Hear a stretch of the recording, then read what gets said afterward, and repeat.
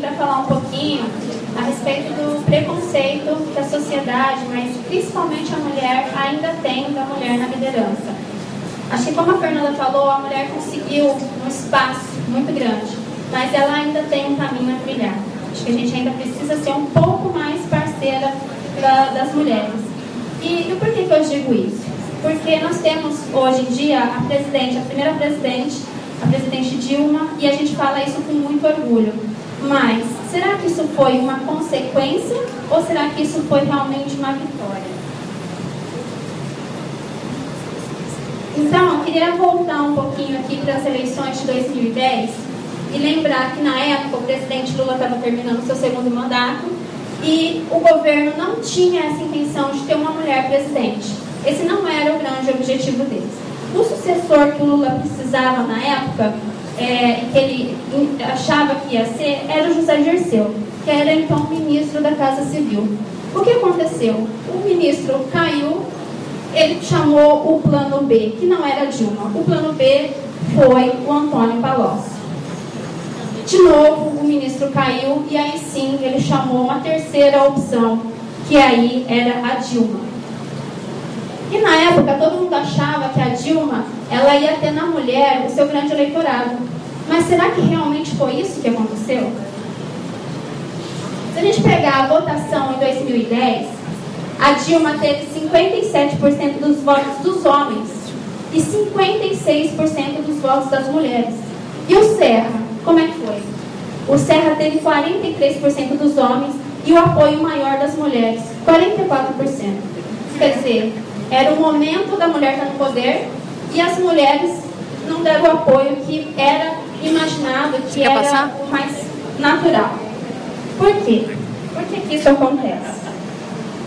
Porque a rivalidade feminina, infelizmente, ainda influencia na forma como a mulher é vista por outras mulheres no mercado de trabalho.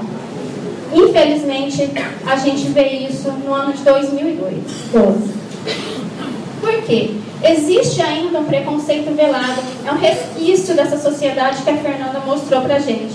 Então, a competência profissional da mulher líder ainda é ignorada por parte da sociedade. Geralmente as pessoas atribuem o cargo a fatores fúteis. Ah, ela tá lá porque ela é bonita. Só porque ela é bonita. Ela não tem competência pra isso. Ou então, um outro discurso muito natural. Ah, ela tá lá porque ela saiu com fulano. Então, será que... Acho que é esse o motivo.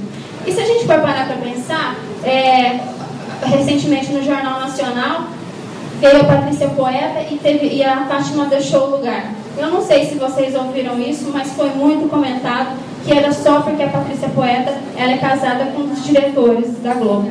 Então, o relacionamento... Ou então, pela beleza, eu também ouvi que a Fátima estava ficando velha e precisava sair. Não pela competência. O outro fator que ainda acontece é assim, ela tá lá, mas ela não é muito mulher, né? Você sabe. Ela tem ali meia macho. Infelizmente, ainda acontece isso. Por que acontece? Porque a mulher, o homem também acontece, gente, mas a mulher, ela sente o brilho ameaçado. Ela tá achando que o brilho, ela vai perder o brilho por conta da outra mulher que está ali. Então, é comum a gente ver que a mulher, ela se veste para outra mulher.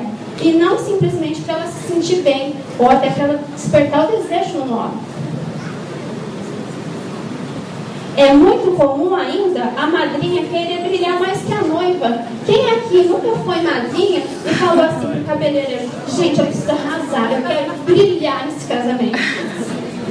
E olha só, isso não é aqui, gente, é no mundo. Um casamento real, olha aquele chapéu de laço, foi um dos mais comentados na época.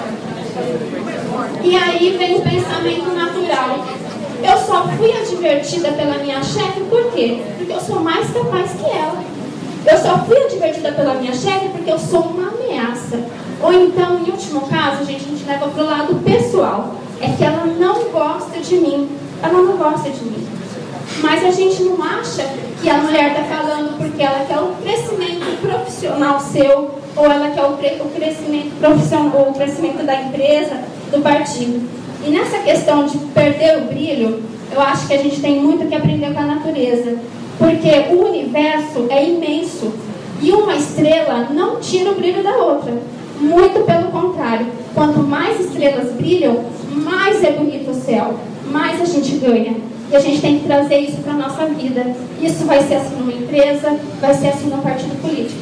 Olha aqui que beleza, tantas estrelas brilhando.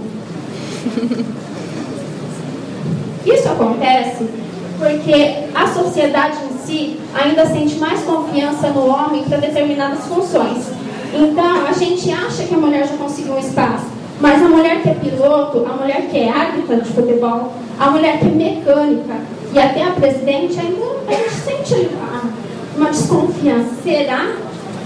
Será que vocês teriam coragem de levar o carro de vocês para uma mecânica consertar? Ou vocês ainda vão preferir o homem? Isso é um caso que a gente tem que refletir. Sabe por que isso acontece? Porque a gente acha que a mulher, ela está para cuidar. A mulher, ela é melhor, a sociedade confia na mulher para cuidar. O que acontece? A gente precisa ganhar o mesmo espaço que as profissionais que cuidam ganham. Por exemplo, a gente prefere a professora, a gente prefere a empregada doméstica, a gente prefere a babá mulher e prefere a manicure. São profissões que o homem não está.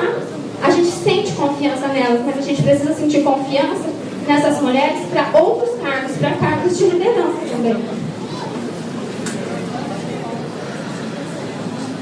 Aí, vocês vão falar assim para mim, gente, mas você está exagerando. Eu não estou. Porque eu trouxe o depoimento da Catiúcia. Ela é árbitra de futebol lá em Rio Preto. E ela falou para mim que ainda hoje ela sente muito o preconceito. E por incrível que pareça, o preconceito da mulher. Ela disse para mim, não está nesse vídeo, mas ela não quis gravar isso, que quando ela está em campo, ela consegue ouvir a voz feminina dizendo assim: vai, sua vadia, o que você está fazendo aí? Vai lá lavar roupa, seu lugar é no fogão. Ah, você não tem marido, né? Por isso que você tá aí. Só que ela estudou e isso dói muito. Ela disse que isso dói.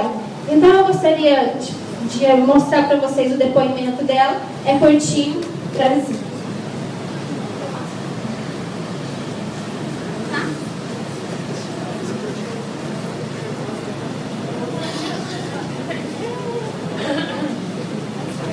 Oi, meu nome é Catiúcia da Mota Lima, tenho 31 anos, sou árbitra de futebol já há 6 anos.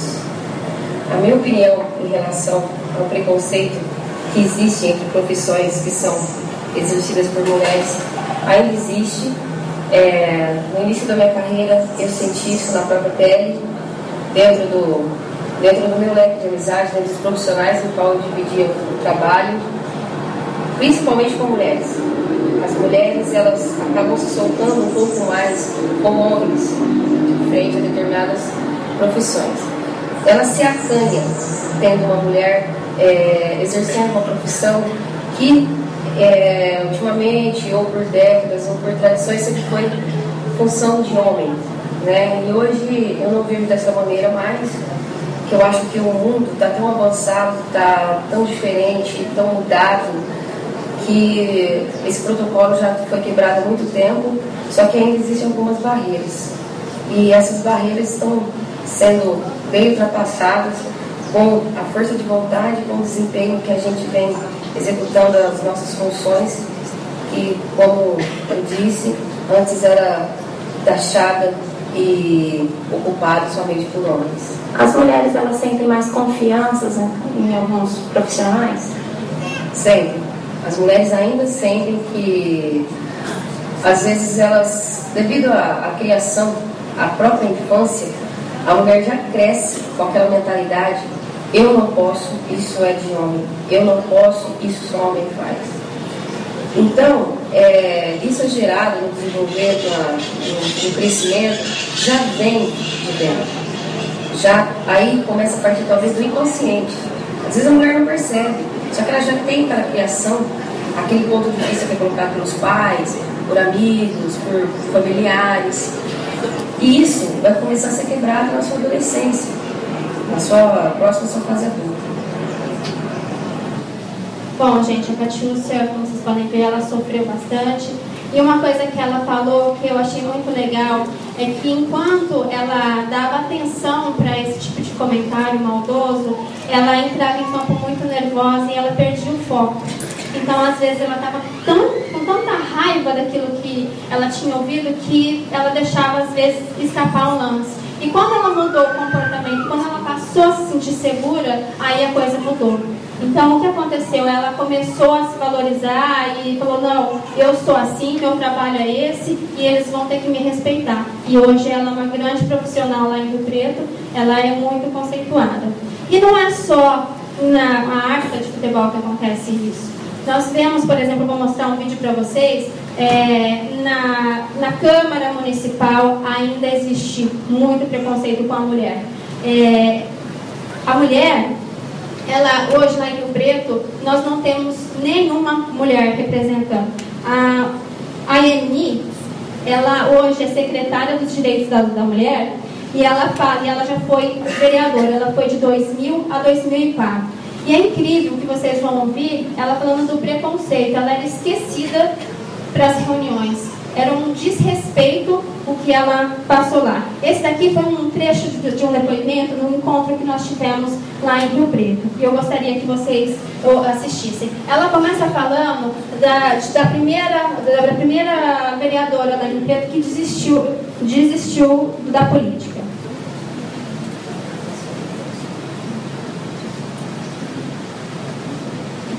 A Raíta não quis ser mais vereadora. Ela achou que era muito difícil, ela falou para mim, essa tudo bem, que ela jamais voltaria para a Câmara, porque achou assim um ambiente muito difícil para ser trabalhado. Eu lembro que aí eu fui candidata, ela disse assim, olha, tudo que eu tenho, temos envelope, umas coisas, vou dar tudo certo para fazer sua campanha, quem sabe, né? Você consegue. E eu fui para lá e confesso para vocês que foi muito bom, né? Assim, foi muito difícil trabalhar. Eu brincava com o veneziano, que ele era presidente da Câmara, né? Tá ali. Eu falava assim, veneziano, nunca aquele filme Esqueceram de Mim esteve tão presente na minha vida. Ele falava, por quê? Porque a pessoa chama a reunião, esquece de me convidar. Parece que só tem 20 vereadores. Quantas e quantas reuniões houveram na Câmara e eu não fui convidada das reuniões. Tá? Esqueci o que existia. Né? Mas assim, e a Maria já falou uma coisa importante aqui. Para você chegar nas instâncias de poder, né, começando na Câmara, e você ser minimamente vista, você tem que ser muito competente. E eu me dediquei assim, olha, peguei até uma hipertensão que me abandonou até hoje. Né? Gente. A mulher conquistou muita coisa, mas ela ainda tem um caminho ainda a trilhar. E assim, se engana também quem pensa que é a mulher na política, outras profissões, a mulher já é tão valorizada quanto. Realmente, a mulher conseguiu, na minha área, no jornalismo, a mulher conseguiu um espaço muito bom, na área do direito, da medicina, mas ainda assim essas profissionais, elas sentem o preconceito. Eu trouxe mais um depoimento, que é o da Rita Magalhães. Essa mulher, ela é a editora executiva do principal jornal de São José do Rio Preto. Só que nesse caso, ela fala de um fato isolado que aconteceu recentemente e que foi também um absurdo. É um textinho curtinho.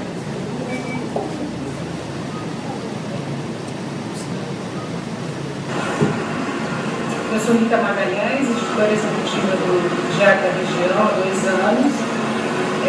Quero falar um pouco sobre mulher na função. Nós somos até privilegiados como jornalistas de não ter a discriminação no trabalho.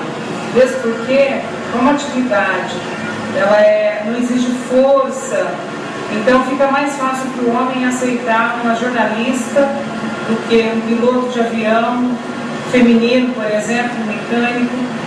Mas eu quero dizer que, às vezes, a gente ainda sofre, como mulher, alguma discriminação.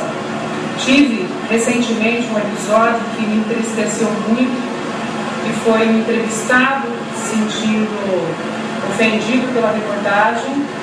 Ele veio aqui no jornal se sentindo no direito de me ameaçar. Quando ele ficou sabendo que era uma mulher que tinha feito a matéria, ele enfiou o dedo no meu nariz. para refazer a matéria, exigindo que fosse republicado como se tivesse errado. Não existia erro na matéria. Existia um homem preconceituoso de um lado e uma mulher do outro. No frigir dos ovos, nós conversamos ali e ele entendeu que eu não faria a exigência dele, porque nós estamos aqui num país democrático. Nós estamos aqui para informar a população. E na informação, ela não tem sexo, não tem gênero. Nós precisamos aprender a aceitar o profissional como ele é, independente de ser homem, de ser mulher. Nós temos que enxergar ali o ser humano e não um sexo. Gente. A mulher, ela conseguiu muita coisa, tem o seu caminho ainda, e um dos caminhos que ela tem que valorizar é o da política, e é por isso que nós estamos aqui, né? A mulher conseguiu há 80 anos o direito de votar, completou agora em fevereiro. Só que a mulher, ela ainda não se interessa tanto pela política. Eu estou surpreendida com vocês aqui, né, de ver tantas mulheres, mas não é, geralmente isso não é o que acontece no país todo, principalmente se a gente for levar em consideração o interior do Brasil. Então, o que é comum a mulher dizer? Ela tem um desinteresse e ela fala o seguinte, que ela não gosta de política e por isso ela não assiste os programas eleitorais. Então, quem assiste lá em casa é o marido. E é ele quem vai dizer em quem ela tem que votar.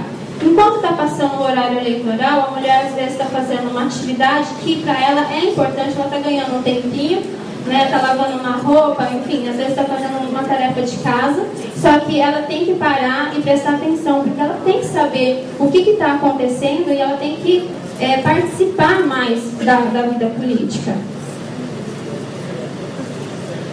Aí o que acontece? Será que tudo que seu marido gosta é realmente melhor para você? O meu marido gosta de cerveja, mas eu prefiro vinho. O meu marido gosta de picanha, mas eu gosto de comida japonesa. E o meu marido torce para o Santos, mas eu sou corintiana. Então, na política é assim. Não é porque meu marido vai votar no candidato X que eu tenho que acompanhar. Eu tenho que analisar, eu tenho que saber se realmente esse candidato ele vai fazer alguma coisa para mim. Não para a minha sociedade, aquilo que eu penso, os valores que eu carrego. Então é isso que a mulher tem que pensar. Eu fiz um comentário com uma amiga minha essa semana e ela gostou tanto que eu queria reproduzir aqui para vocês. A mulher, quando ela vai comprar um sapato lindo e ela vai pagar em dinheiro, o que ela vai fazer? Antes mesmo de ver de novo aquele sapato ou de usar, ela vai conferir o troco, não é verdade? Porque ela não quer ser lesada. Na política é assim, a gente tem que conferir o troco todo dia, e principalmente no horário eleitoral, principalmente pegar o santinho e ver se o candidato está falando a coisa correta, porque senão ele pode me lesar, como o troco. Se eu não souber contar, o caixa pode sim me lesar, não pode?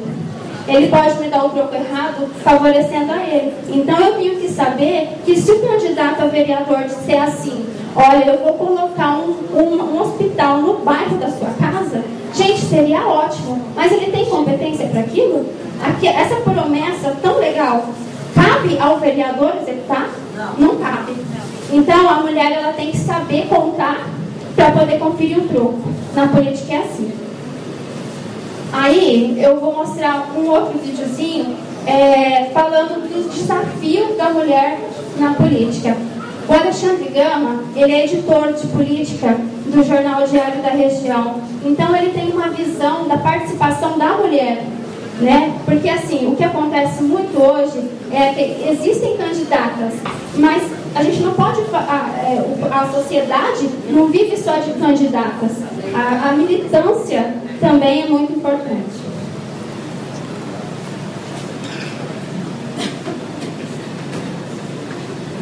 O desafio dela deixar de fazer e aceitar o papel de secundário para ser protagonista. O que eu vejo hoje é que, apesar de a gente ter uma presidente mulher, a participação das mulheres na política é muito pequena. Basta ver todo o número de candidatos que nós temos aqui no Rio. Acredito que não chega nem a 30% do mínimo exigido pela lei eleitoral, né? Além da questão de de ser candidato, as mulheres, a gente percebe que existe um interesse menor por parte das mulheres na militância partidária, na vida partidária e política. Normalmente as mulheres acabam aceitando o papel do marido em casa, na hora o marido decide quem vai votar, a mulher acaba sendo influenciada pela decisão do marido. Você não vê a participação das mulheres em partidos muito pequenos, nas discussões da cidade, discussões partidárias. Como resolver isso? As mulheres precisam assumir como seres políticos da sociedade, a partir das discussões, deixar o comodismo de lado e sair para as discussões.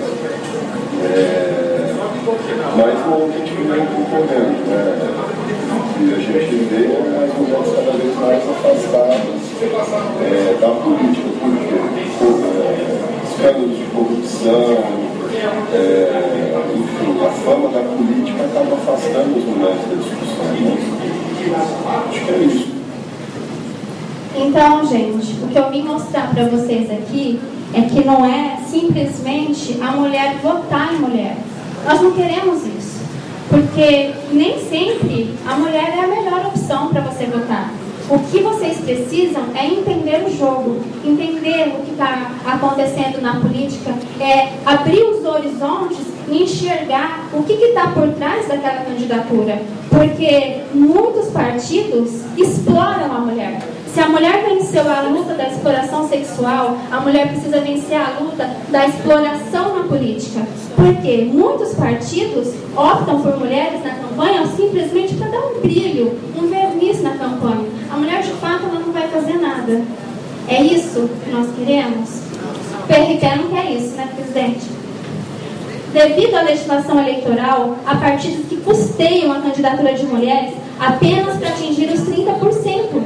Em seus discursos, essas mulheres dizem que elas não querem o voto. Gente, em Tanabi, uma cidade próxima a Rio Preto, a candidata de um outro partido, obviamente, declarou exatamente isso. Eu estou aqui, mas eu não quero o voto. Agora, eu pergunto, será que não é ingenuidade a gente achar que essa mulher está ali só porque ela é legal? Será que é só porque ela quer ser bacana? Ou será que ela está levando alguma coisa por trás?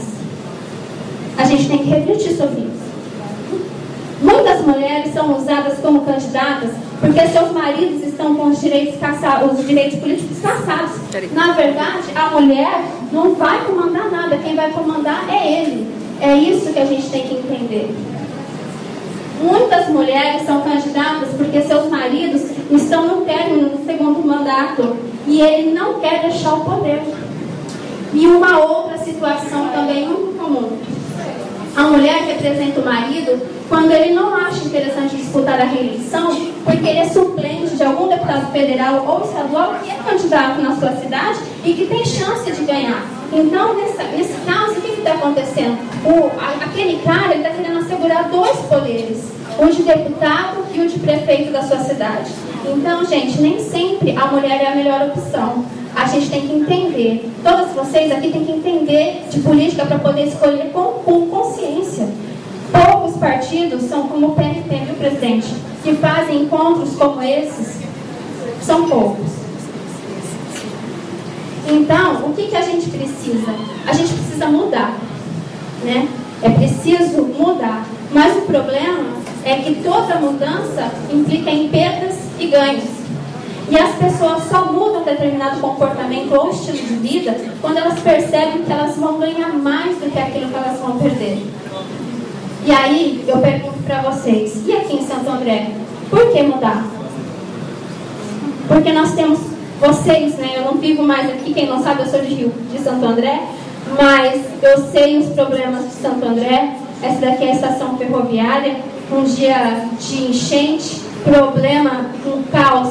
Quer dizer, as pessoas não podem mais se sentir ameaçadas pela natureza. Quando elas olham para o céu e vê aquela nuvem carregada, aquilo gera um transtorno na cabeça delas. Só quem já passou por enchente, precisando de transporte público, é que entende isso. Por que mudar? Aqui em Santo André nós temos o trânsito violento. Olha a faixa que colocaram lá na rua Ana Nery. Tantos e tantos anos, depois de 5 anos que o governo foi lá ver o que estava acontecendo. Por que mudar? Porque nós não queremos mais transporte público ruim. Olha a situação do trem. Olha que Santo André hoje em dia tem mais carro nas vias do que gente. Não dá para a gente suportar mais um trânsito desse. O problema de habitação ainda é um problema grave.